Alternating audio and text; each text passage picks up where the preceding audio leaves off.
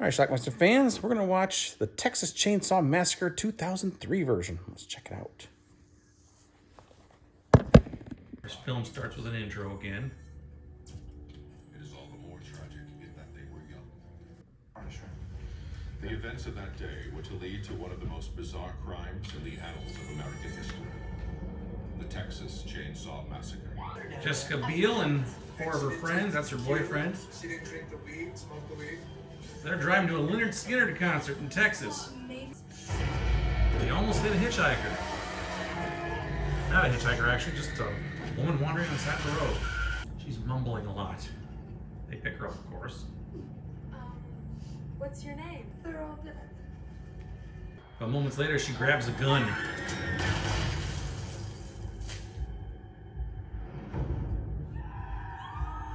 Find a gas station. This comes along, makes folks realize how crazy the world is out there.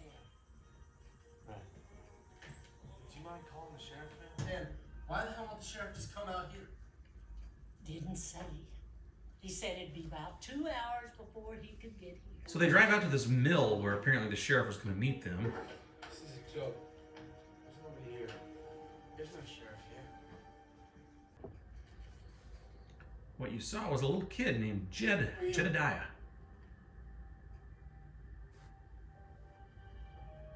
What'd you do to her? Anyway, they find a farmhouse nearby I ain't looking for trouble. where a guy in a wheelchair because he's got no legs lives. Excuse me, you mind getting the fuck out of my way, son? Arlie Ermy is the sheriff.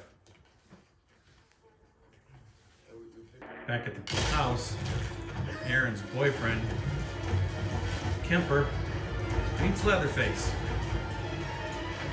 Get that nasty goddamn thing out of the back seat of my goddamn car. Put it in the trunk. What the hell's the matter with you?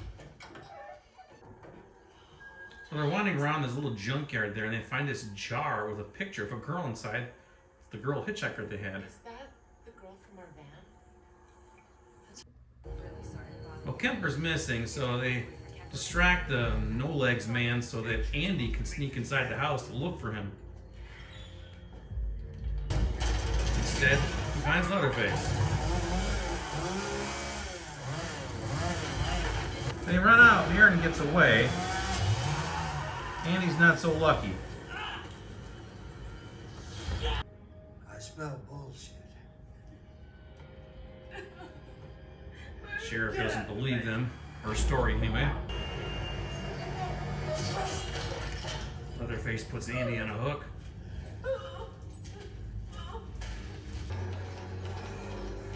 And then he works on Kemper. He needs a new face mask. The sheriff basically puts this guy, I think his name is Morgan, through psychological torture in the car. Well. Is that bribery?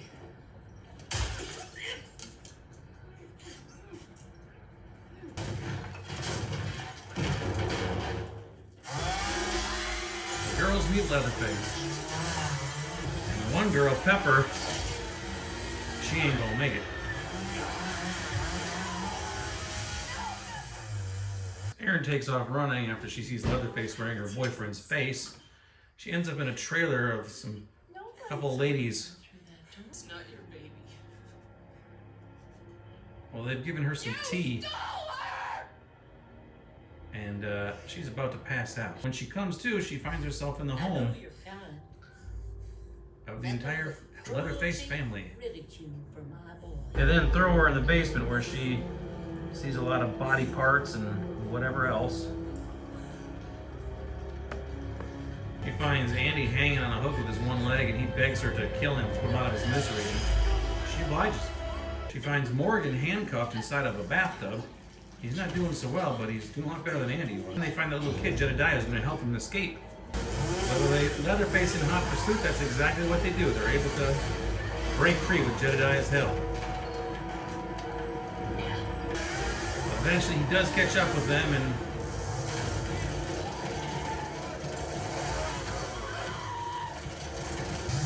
Morgan's not going to make it.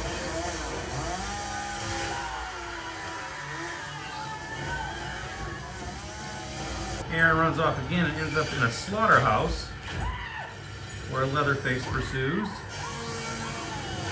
At one point, Aaron gets the upper hand and is able to chop off Leatherface's arm. After hitching a ride with a truck driver, she ends up back at the same gas station from earlier, which she didn't want to go to. She sneaks in and steals the baby from them.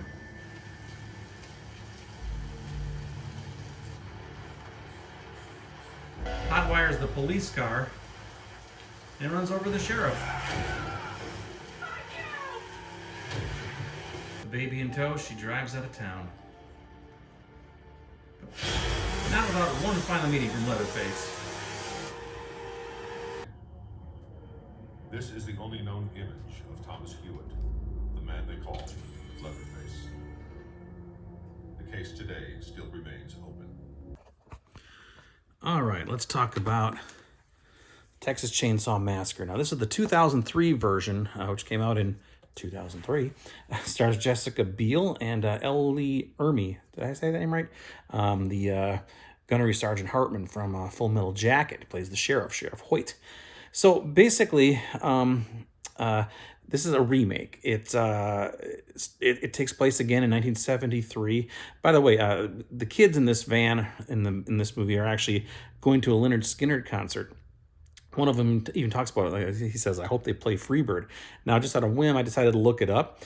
That album that Freebird was on actually was released in 1973, but it was released 5 days before the events that took place in this film. It came out August 13th. This movie starts on August 18th. There's no way this group was going to see Lynyrd Skynyrd in concert, nor did they have any knowledge of the song Freebird at the time. Just a little continuity error for you there. I also looked up to see if Skynyrd had any concerts that month. They didn't. So, whatever. Anyway, just thought, I'd like to know. Anyway, so they pick up a hitchhiker along the side of the road, and it's a woman, and she's babbling on about bad people or something. The next thing you know, she pulls out a gun, shoots herself through the head, out the back, and then, of course, the kids in the car are freaking out.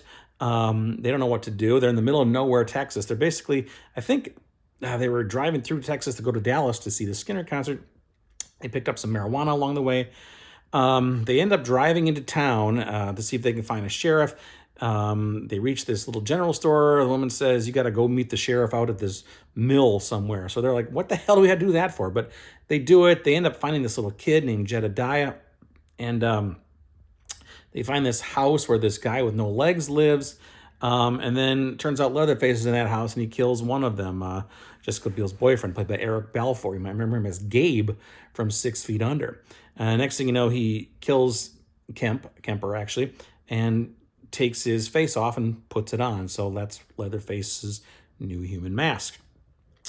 And then one of the other girls gets killed. It turns out the sheriff, who does actually show up, Ellie Ermey, is part of the family. He's a little rough around the edges, and he's not the nicest of persons, but we don't find that out till later on that he's a family member. But at one point, he's basically terrorizing one of the kids, and then he takes him away. The two girls are left outside, and they end up getting chased at one point.